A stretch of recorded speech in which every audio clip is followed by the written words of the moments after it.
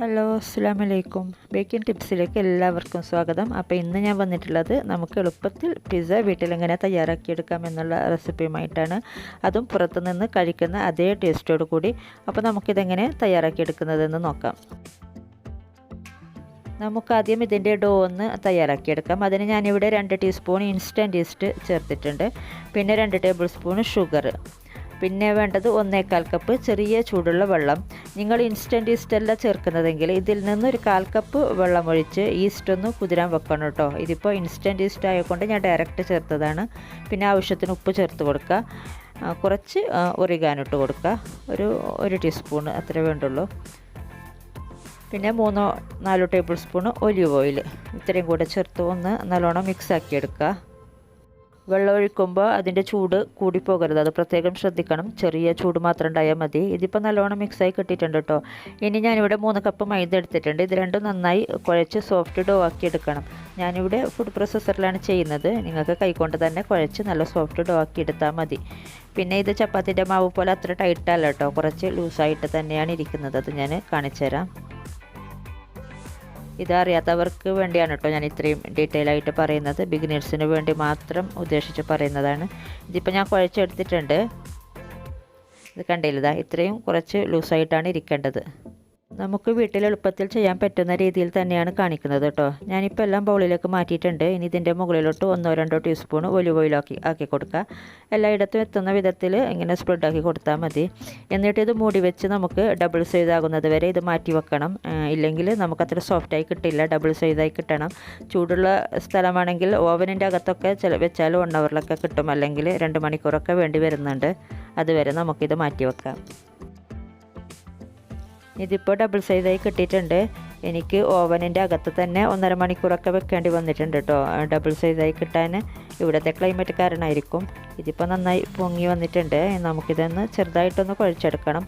ഒരു 1-2 teaspoon olive ഓയിലൊന്നും ആക്കി കൊടുക്കുക, ഇല്ലെങ്കിൽ ഒട്ടിപ്പിടിക്കും. ജസ്റ്റ് ഒന്ന് കുഴച്ചെടുത്താൽ മതി. ഓവനില്ലാത്തവർ പുറത്ത് നല്ല വെയിലുണ്ടെങ്കിൽ വെയിലത്ത് വെച്ചാലും നമുക്ക് പൊങ്ങി കിട്ടും.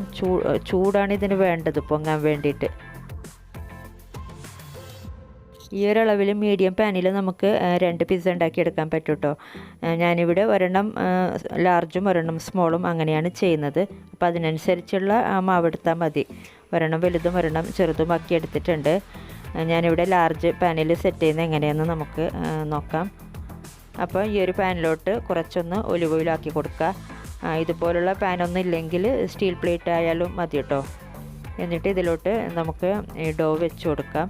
എന്നിട്ട് ഇത് പരത്തി കൊടുക്കണം. എല്ലാ സ്ഥലത്തും ഒരേ വിധം എത്തുന്ന വിധത്തിൽ ഒരേ ലെവലായിട്ട് പരത്തി കൊടുക്കുക. പിന്നെ ഇതിൻ്റെ മുകളിലോട്ട് ഇതിൻ്റെ ഹെഡ്ജ് ഇങ്ങനെ മുകളിലോട്ട് ഇങ്ങനെ ആക്കി കൊടുക്കണം കേട്ടോ. ആ ഒരു ഷേപ്പിൽ മുകളിലോട്ട് ആക്കി കൊടുക്കണം എല്ലാ ഇടത്തും ഹെഡ്ജ്. അപ്പോഴാണ് നമുക്ക് ആ ഒരു പിസ്സ ഷേപ്പിൽ കിട്ടുന്നത്. എന്നിട്ട് ഒരു ഫോർക്ക് കൊണ്ട് എല്ലായിടത്തും ഇങ്ങനെ ഒന്ന് കുത്തി കൊടുക്കുക, ഇല്ലെങ്കിൽ അത് ബേക്കായി വരുമ്പോൾ പൊങ്ങി വരും. അതിന് വേണ്ടിയാണ് ഇങ്ങനെ ചെയ്യുന്നത്. ഇനി ഇത് നമുക്കൊരു 5-10 മിനിറ്റ് ഇതൊന്ന് ഇങ്ങനെ ഒന്ന് നമുക്ക് മാറ്റി വെക്കണം. ഒന്ന് മൂടിയിട്ട് ഒന്ന് മാറ്റി വെക്കാം. ഇതിപ്പോൾ 10 മിനിറ്റ് ആയിട്ടുണ്ട്. ഇത്രയും മതി. ഇനി നമുക്കിതിൻ്റെ ബാക്കി കാര്യങ്ങളൊക്കെ ചെയ്യാം. ആദ്യം 3-4 ടേബിൾ സ്പൂൺ പിസ്സ സോസ് ഒന്ന് സ്പ്രെഡ് ചെയ്ത് കൊടുക്കുക. പിസ്സ സോസിൻ്റെ റെസിപ്പി ഞാൻ കുറേ മുമ്പ് അപ്ലോഡ് ആക്കിയിട്ടുണ്ട്. അതിൻ്റെ ലിങ്ക് ഞാൻ ഡിസ്ക്രിപ്ഷൻ ബോക്സിൽ കൊടുത്തേക്കാം കേട്ടോ. സോസ് ഇങ്ങനെ സ്പ്രെഡ് ചെയ്യുമ്പോൾ ഇതിൻ്റെ ഹെഡ്ജിലോട്ട് ആകാത്ത വിധത്തിൽ വേണം സ്പ്രെഡ് ചെയ്ത് കൊടുക്കാനായിട്ട്. അതൊന്ന് ശ്രദ്ധിക്കുക. ഞാനിവിടെ ഹെഡ്ജിലോട്ടൊന്നും ആകാത്ത വിധത്തിൽ സ്പ്രെഡ് ചെയ്തെടുത്തിട്ടുണ്ട്. ഇതിപ്പോൾ ഇത്രയും മതി. ഇനി ഇതിൻ്റെ മുകളിലോട്ട് നമുക്ക് ഗ്രേറ്റാക്കി വെച്ച മൊസറല്ല ചീസ് ഇട്ട് കൊടുക്കുക. പിസ്സ ചെയ്യുമ്പോൾ എപ്പോഴും ചീസ് വാങ്ങാനായിട്ട് ചെഡർ ചീസ്, പിസ്സ ചീസ് എന്നൊക്കെ പറഞ്ഞിട്ട് വാങ്ങാൻ കിട്ടും. അതാകുമ്പോൾ നല്ലോണം ഇങ്ങനെ വലിഞ്ഞ് കിട്ടും. അതാണ് നല്ലത്. പക്ഷേ എനിക്കിവിടെ ഇന്ന് കിട്ടിയിട്ടില്ല. ഞാൻ വേറെ ഏതോ ബ്രാൻഡാണ് ഇപ്പോൾ എടുത്തത്. ഞാനിത് ഫുള്ള് കവറാകുന്ന വിധത്തിൽ ചീസാക്കി കൊടുത്തിട്ടുണ്ട്. ഇനി ഇതിൻ്റെ മുകളിലോട്ട് ചില്ലി ഫ്ലേക്സ് കുറച്ച് സ്പ്രെഡാക്കി കൊടുക്കുക, ക്രഷ് ചെയ്തെടുത്ത ചില്ലി. ഇനി ഇതിൻ്റെ മുകളിലോട്ട് സവാള അരിഞ്ഞത് കുറച്ചിട്ട് കൊടുക്കുക. ഇതൊക്കെ നമ്മുടെ ഒരു ഫ്ലേവറിനനുസരിച്ച് നമുക്ക് ഇവിടെയൊക്കെ മാറ്റം വരുത്താം കേട്ടോ. പിന്നെ തക്കാളി അരിഞ്ഞതിട്ട് കൊടുക്കുക. അതുപോലെ തന്നെ ക്യാപ്സിക്കം അരിഞ്ഞതും കുറേശ്ശെ ഇതിൻ്റെ മുകളിലോട്ട് ഇട്ട് കൊടുക്കുക.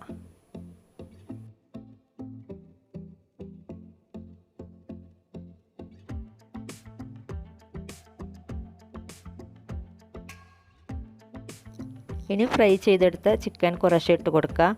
ഉപ്പും കുരുമുളക് പൊടിയും ചേർത്ത് ഫ്രൈ ചെയ്തെടുത്തതാണ് കേട്ടോ. അത് കുറേശ്ശെ ആക്കി കൊടുക്കുക. പിന്നെ ഞാൻ കുറച്ച് ഒലിവ് ഇട്ട് കൊടുക്കുന്നുണ്ട്. നിങ്ങൾക്കത് വേണ്ടെങ്കിൽ അവോയ്ഡ് ചെയ്യാം. കുറച്ച് മതി, കുറേ ചേർത്ത് കൊടുക്കണ്ട. ഇനി അവസാനം കുറച്ച് ചീസ് ഇട്ട് കൊടുക്കുക. നേരത്തെ ഗ്രേറ്റാക്കി വെച്ച. എൻ്റെ മക്കൾക്ക് കുറേ ചീസ് ചേർക്കുന്ന അത്ര ഇഷ്ടമല്ല, അങ്ങനെ ഞാൻ കുറേ കൂടുതൽ ചേർത്തിട്ടില്ല കേട്ടോ ഇതിൻ്റെ മുകളിലോട്ട്. ഇനി ഒറിഗാനോ കുറച്ച് സ്പ്രെഡാക്കി കൊടുക്കുക. പിന്നെ അവസാനം ഒരു ഭംഗിക്ക് വേണ്ടിയിട്ട് ഞാനിവിടെ ക്യാപ്സിക്കം ആൻഡ് ടൊമാറ്റോ വെച്ച് കൊടുക്കുന്നുണ്ട്.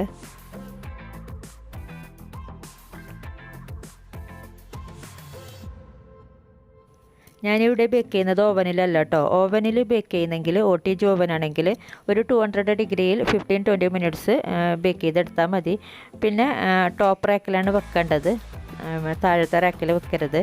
ഇനി നമുക്ക് ഗ്യാസ് സ്റ്റോപ്പിൽ ബേക്ക് ചെയ്യുന്നത് എങ്ങനെ നോക്കാം. ഞാനിവിടെ നന്നായി പ്രീഹീറ്റാക്കി വെച്ച പോട്ടാണ്. ഇതിനകത്തോട്ട് നമുക്ക് ഈ ഒരു മോൾഡ് വെച്ച് കൊടുക്കാം. എന്നിട്ടൊരു 10 മിനിറ്റ് മീഡിയം ഫ്ലെയിമിൽ വെച്ചിട്ട് പിന്നെ ഒരു 5-10 മിനിറ്റ് ലോ ഫ്ലെയിമിൽ വെച്ച് കൊടുത്താൽ മതി. ഇതിപ്പോൾ കറക്റ്റ് ബേക്കായി കിട്ടിയിട്ടുണ്ട്. നമുക്കിത് ചൂടോടെ തന്നെ സെർവ് ചെയ്യാം. എൻ്റെ ചാനൽ സബ്സ്ക്രൈബ് ചെയ്യാത്തവരൊന്ന് സബ്സ്ക്രൈബ് ചെയ്യണേ. ആ തൊട്ടടുത്ത് കാണുന്ന ബെല്ലൈക്കണും കൂടി പ്രസ് ചെയ്യണം കേട്ടോ. അപ്പോൾ നിങ്ങളുടെ അഭിപ്രായങ്ങളൊക്കെ കമൻറ്റ് ബോക്സിൽ അറിയിക്കുക. അടുത്ത ആഴ്ച നല്ലൊരു റെസിപ്പിയുമായിട്ട് കാണാം. താങ്ക്